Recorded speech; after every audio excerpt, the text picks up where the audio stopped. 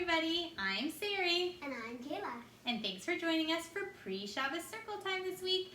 We're so excited to see you. Can everybody draw a very, very big circle? It's circle time, it's circle time, it's circle time today. It's circle time, let's all shout, hooray! Do you know what? That wasn't a very loud hooray. We need to hear you so loudly. Let's try again. 1, 2, 3. That was way better. Thanks, guys. Who can tell me, what does the cow say? Moo, moo. And what does the train say? Meow, meow. And what does the bird say? The cow is in the barn, it goes moo-moo. The train is on the track, it goes choo-choo-choo. The bird is in the tree, it goes tweet-tweet. All are saying Modeh ani lefanecha melechai v'kayam shehechazarta bi nishmati b'chamla rabba emunatecha. Did you bring your Shabbos angels today? I hope you did. 1 sec, I'm just gonna get them. Excellent. Well, while Kayla Here finds we go. hers, I hope you found your Shabbos angels. The Shabbos angels are peeking through my window.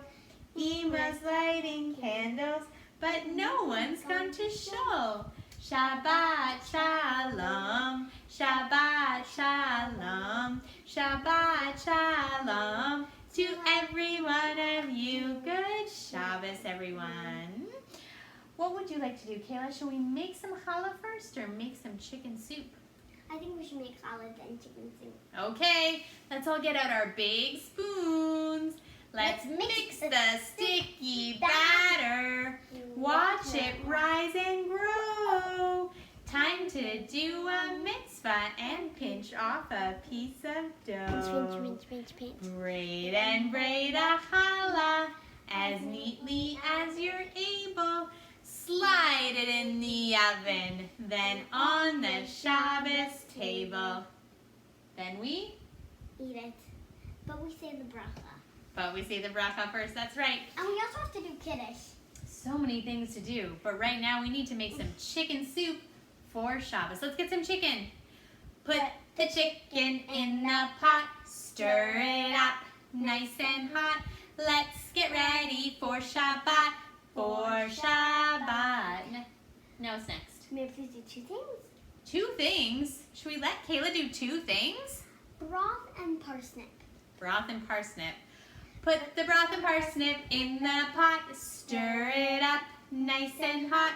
Let's get ready for Shabbat, for Shabbat. You know I love matzo balls in my chicken soup, so why don't we put in some matzo balls? Put the matzo balls in the pot, stir it up nice and hot. Let's get ready for Shabbat, for Shabbat. And now you can tell us, what would you like to put in this soup? I heard lollipops. Let's try some lollipops in this soup. Put the lollipops in the pot, stir it up nice and hot. Let's get ready for Shabbat, for Shabbat. Kayla, did you know this week we have not 1 parsha, but 2? Let's let Rabbi Scher tell us a little bit about this week's parsha. Parshas. Yes. Hi everyone. This week's Torah portion is actually a double Torah portion. It's actually 2 parshiot, Parshat Chukat and Parshat Balak. And in Parshat Chukat, many different things happen, and also in Balak. But in Chukat, one of the things that happen is that Aharon, the brother of Moshe and of Miriam, he passes away. He is the first Kohen Gadol, he is the first high priest, and he passes away. And the Torah describes that when he passes away, the Jewish people are so sad. It actually describes the sadness amongst the Jewish people that it's about the saddest they've ever been. And the question is why? Why were they so sad? And the answer is quite simple. what was made Aaron special is that Aaron was somebody that always tried to make peace. He saw the beauty in every individual and tried to make peace between every single person. Anytime that he saw that there was a fight going on in the Jewish camp, between families, between friends, he made sure in a very special way to make peace.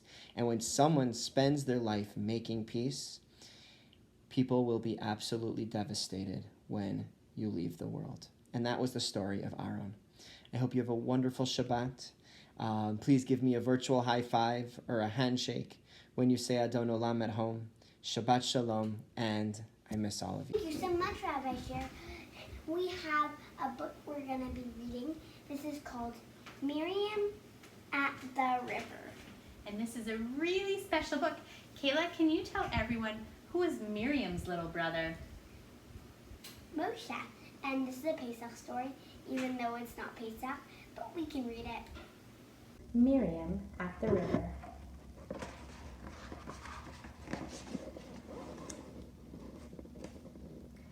I creep to the riverside in the soft dark of night's end. In a woven basket lies my little brother, so young he does not even have a name. He sleeps, and in his dreams his legs and arms move as if he is swimming. I am afraid and not afraid. I am only 7 years old. We are slaves in Egypt, and in Egypt, Paro's words and Paro's laws must be obeyed, even the wicked ones. But Hashem's law is what I follow, and Hashem's voice is the one I hear, even when others do not listen to what Hashem has to say. We get to the Nile before the sun rises. For now, it's just a red line spilling along the horizon. I look up the water and down, then to the hiding place I have chosen. Sedge, bulrush, papyrus, reeds, all I need to hide my brother from Paro's men and hide me from prying Egyptian eyes. I say a quick bracha over him, for he is so small, so much at risk. I give him a sister's kiss. Once again I look around. Then I place the basket in the river near the bending reeds. The basket is heavy and I am small. I pretend I am simply a child playing by the waterside. But under my robe, my heart beats so loudly, I am certain anyone near will hear. One quick push and the basket sails towards the middle of the reeds where the water is coolest. Mother has woven the basket so tightly it does not sink, but skips over little schools of fish, glossy as silver bangles. Then the sun comes out, making the bangles look like Paro's gold. The basket skims past a yellow-billed stork who stands with angel wings held high, past an ibis dipping its long beak into the water, so very like a scribe's pen in ink.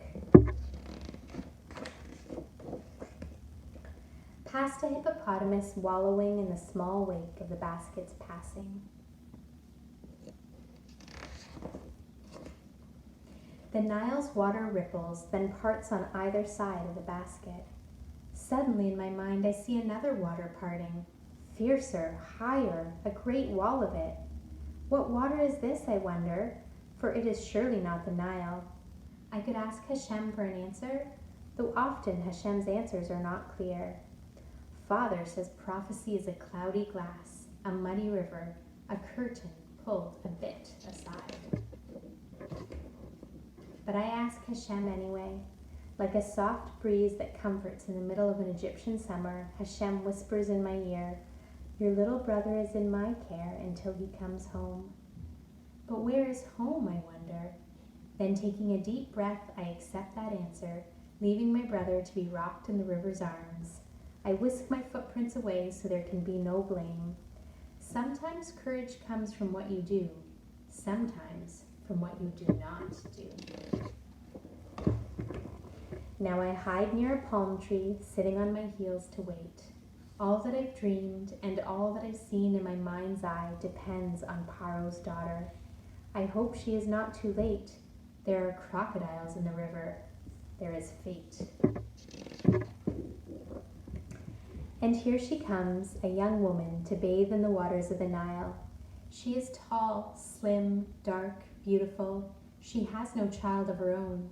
She will hear a baby's cry, draw him from the river.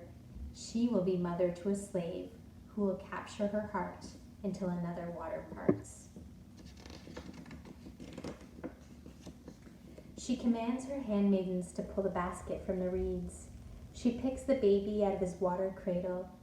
I shall call him Moshe, she tells her servants, for he was drawn from the water.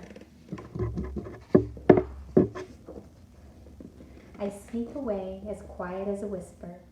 This is the story I will tell my parents, and with it for now we shall be content, until one day all the world will know my brother's name.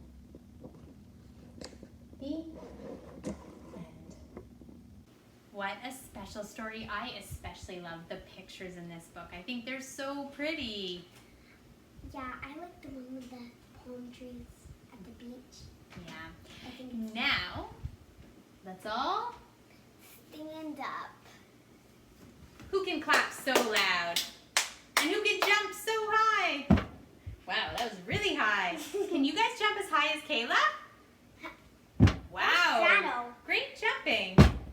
Torah, Torah, Torah, Torah, Torah, Torah, Torah, Tziva lanu Moshe. Torah, Torah, Torah, Torah, Torah, Torah, Torah, Tziva lanu Moshe. Morah, Kehilas, Yaakov. Morah, Kehilas, Yaakov. Morah, Kehilas, Yaakov. Torah, Tziva lanu Moshe. Great job, everyone. Now let's sit down. Now, can everyone show us their quietest fingers? Twinkle, twinkle, kochavim, way up in the shamayim. If we say Shema tonight, everything will be alright. Twinkle, twinkle, kochavim, way up in the shamayim. Now everyone cover your eyes for Shema. Shema Yisrael, Adonai Eloheinu, Adonai Echad.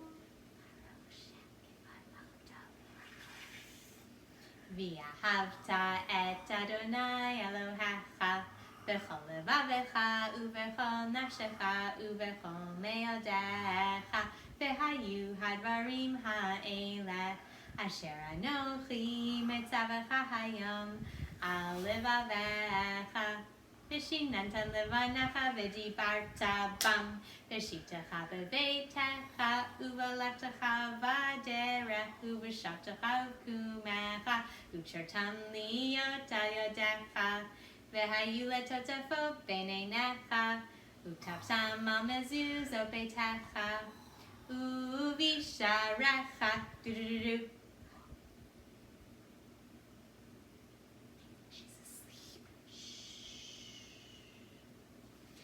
Look at all the sleeping children sleeping until noon. Come, let us wake them with a merry tune. They're so still, are they ill? Wake up, little children, hop, hop, hop. Wake up, little children, hop, hop, hop. Wake up, little children, hop, hop, hop. Hop and stop. Great job. Now let's all stand up. I've got that Shabbos feeling up in my head, up in my head, up in my head. I've got that Shabbos feeling up in my head, up in my head today. I've got that Shabbos feeling deep in my heart, deep in my heart, deep in my heart. I've got that Shabbos feeling deep in my heart today. I've got that Shabbos feeling out in my hands, out in my hands, out in my hands. I've got that Shabbos feeling out in my hands, out in my hands today. I've got that Shabbos feeling down in my toes, down in my toes, down in my toes. I've got that Shabbos feeling down in my toes, down in my toes today. Good Shabbos, everyone. We hope you have a great week and great Shabbos. Can't wait to see you soon.